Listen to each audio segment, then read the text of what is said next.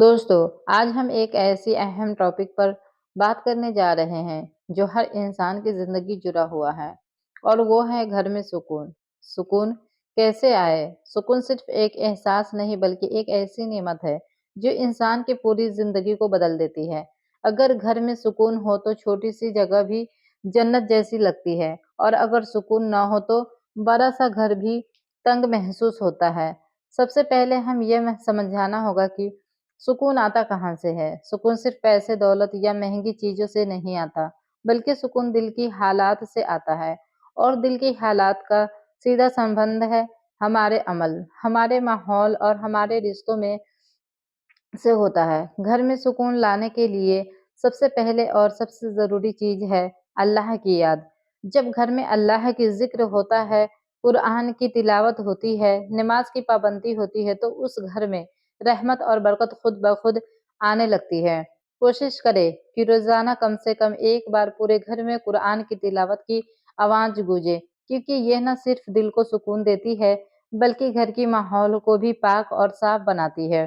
دوسری اہم چیز یہ ہے آپسی محبت اور عزت۔ بہت بار گھر میں سکون اس لیے نہیں ہوتا کیونکہ لوگ ایک دوسرے کی عزت نہیں کرتے، چھوٹی چھوٹی باتوں پر جھگڑ لیتے ہیں اور ایک دوسرے کو سمجھنے کی کوشش نہیں کرتے۔ یاد رکھے جس گھر میں پیار اور عزت ہوتی ہے وہاں خود بخود سکون بس جاتا ہے۔ اس لیے ہمیشہ نرمی سے بات کرے، غصے کو کنٹرول کرے اور ایک دوسرے کی بھاوناؤں کی قدر کرے۔ تیسری چیز ہے صاف صفائی اور سادگی۔ اسلام میں صفائی کو بہت اہمیت دی گئی ہے۔ گندا اور بکھرا ہوا گھر نہ صرف دیکھنے میں خراب لگتا ہے بلکہ یہاں دماغ اور دل دونوں پر اثر ڈالتا ہے۔ جب گھر صاف ستھرا اور بیوستھا ہوتا ہے تو وہاں رہنے والے کو بھی سکون محسوس ہوتا ہے۔ اس لیے روزانہ گھر کی صفائی کا خیال رکھے۔ چوتھی بات ہے حلال روزی۔ اگر گھر میں آنے والی کمائی حلال ہوگی تو اس میں برکت بھی ہوگی اور سکون بھی ہوگا، لیکن اگر کمائی میں حرام شامل ہو تو وہاں گھر میں سکون کو ختم کر دیتا ہے۔ اس لیے ہمیشہ کوشش کرے کہ آپ کی کمائی پاک اور صحیح طریقے سے ہو۔ پانچویں اور بہت ضروری بات ہے شکر اور صبر۔ جو لوگ ہر حال میں اللہ کا شکر ادا کرتے ہیں اور مشکل وقت میں صبر کرتے ہیں ان کے گھروں میں اللہ سکون اور رحمت ضرور دیتا ہے۔ شکایت کرنے کے بجائے شکر ادا کرنا سیکھیں اور پریشانی میں صبر رکھیں۔ یہ تھی کچھ بنیادی باتیں جو گھر میں سکون لانے کے لیے بہت ضروری ہے، لیکن یہ صرف شروعات اور ابھی اور بھی کئی غلط بات ہیں جنہیں سمجھنا بہت ضروری ہے۔ ہم ان خاص عمل وظیفوں اور عادتوں کے بارے میں بات کریں گے جن کے اپنا کر آپ اپنے گھر کے ماحول کو پوری طرح بدل سکتے ہیں۔ سب سے پہلا عمل ہے بسم اللہ سے شروع کرنا۔ جب بھی آپ کوئی کام شروع کریں، چاہے وہ کھانا بنانا ہو، گھر میں داخل ہونا ہو یا کوئی اور کام، ہمیشہ بسم اللہ پڑھ کر شروع کریں۔ اس سے شیطان دور رہتا ہے اور کام میں برکت آتی ہے۔ کوشش کریں کہ گھر کے ہر سدسیہ کو اس عادت کا عادی بنایا جائے۔ پورا عمل ہے گھر میں سلام کو عام کرنا۔ جب بھی آپ گھر میں داخل ہو زور سے السلام علیکم کہیں، یا صرف ایک لفظ نہیں بلکہ دعاؤں جو گھر میں رحمت اور سکون لاتی ہے۔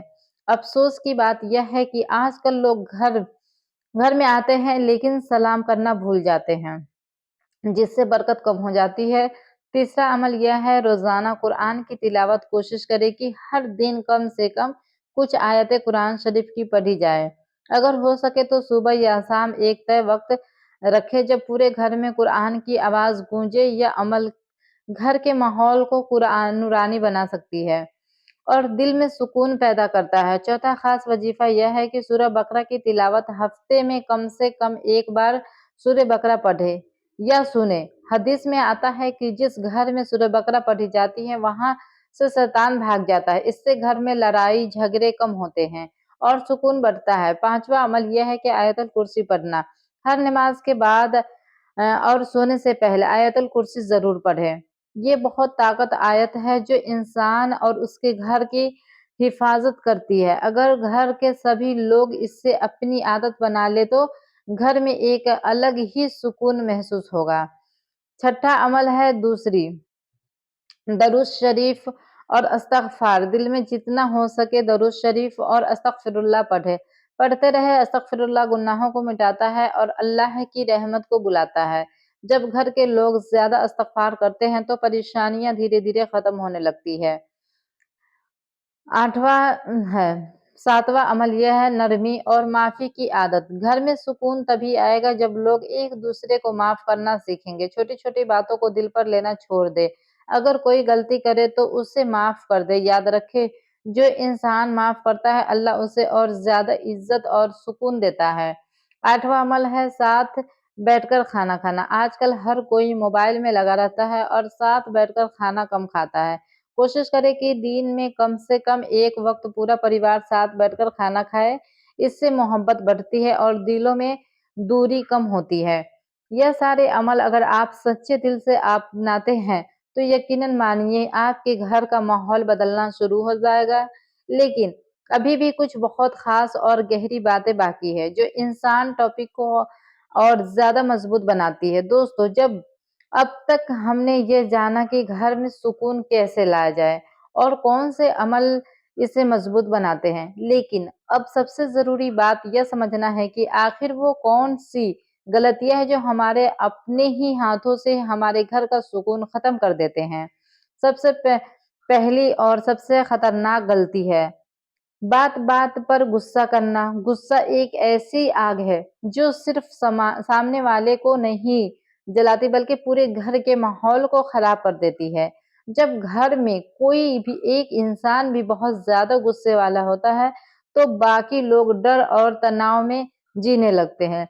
اس کا حل یہ ہے کہ جب بھی غصہ آئے ترنت جواب دینے کے بجائے تھوڑی دیر چپ رہے، پانی پیے اور خود کو شانت کرنے کی کوشش کرے۔ دوسری بڑی غلطی ہے چھوٹی چھوٹی باتوں کو بڑا بنا دینا۔ کئی گھروں میں جھگڑے کی شروعات بہت چھوٹی بات سے ہوتی ہے لیکن لوگ اسے اتنا بڑھا دیتے ہیں کہ وہ بڑی لڑائی بن جاتی ہے۔ یاد رکھے ہر بات پر بحث کرنا ضروری نہیں ہوتا، کچھ باتوں کو نظر انداز کرنا ہی سمجھداری ہوتی ہے۔ تیسری غلطی یہ ہے بد زبانی اور طعنے دینا۔ کڑوے شبد دل پر گہرا اثر چھوڑتے ہیں۔ ایک بار کہا گیا غلط شبد سالوں تک یاد رہتا ہے۔ اگر گھر میں لوگ ایک دوسرے کو طعنے مارتے رہے یا اپنا جان کر بھاشا کا استعمال کرتے ہیں تو وہ سکون ختم ہو جاتا ہے۔ اس لیے ہمیشہ کوشش کریں کہ آپ کی زبان سے صرف اچھے اور نرم شبد ہی نکلے۔ چوتھی غلطی ہے ایک دوسرے کو سمے نہ دینا۔ آج کل لوگ موبائل کام اور سوشل میڈیا میں اتنے ویست ہو گئے ہیں کہ اپنے ہی گھر والوں کے لیے سمے نہیں نکالتے۔ جب پریوار کے لوگ آپس میں بات نہیں کرتے، ساتھ نہیں بیٹھتے تو دھیرے دھیرے دوری بڑھنے لگتی ہے اور سکون ختم ہو جاتے ہیں۔ اس کا حل یہ ہے کہ روز تھوڑا سمے صرف اپنے پریوار کے لیے ضرور نکالے۔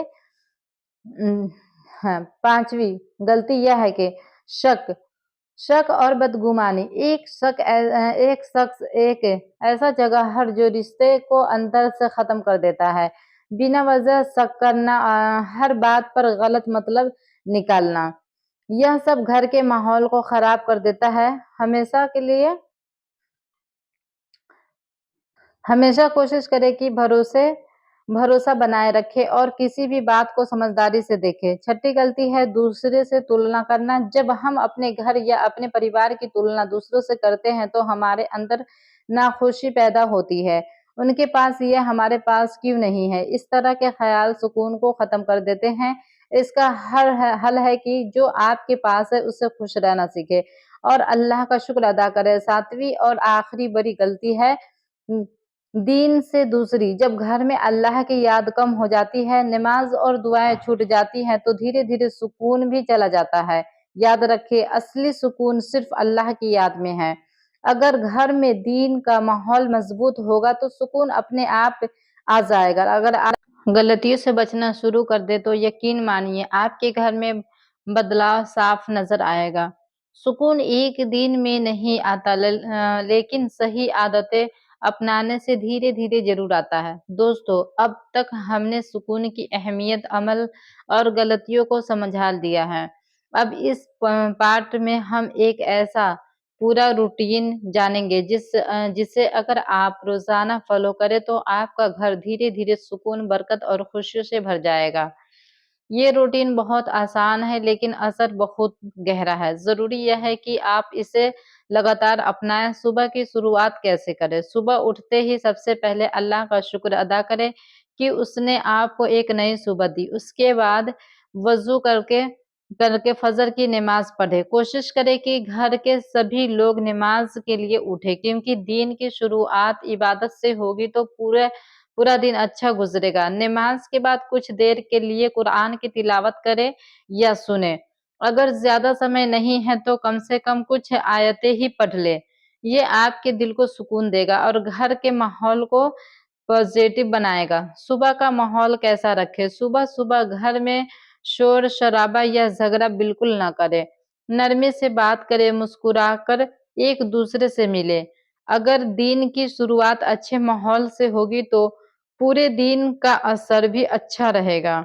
दोपहर का रूटीन, दोपहर के समय भी कोशिश करें कि जोहर की नमाज के वक्त पर पढ़ी जाए। अगर घर में महिलाएं हैं तो अपने काम के साथ साथ हल्का सा जिक्र करती रहे, जैसे अस्तगफिरुल्लाह या सुबहान अल्लाह। इस समय घर को साफ सुथरा रखे। साफ घर में रहना सिर्फ देखने में अच्छा नहीं लगता बल्कि यह मन को भी शांति देता है।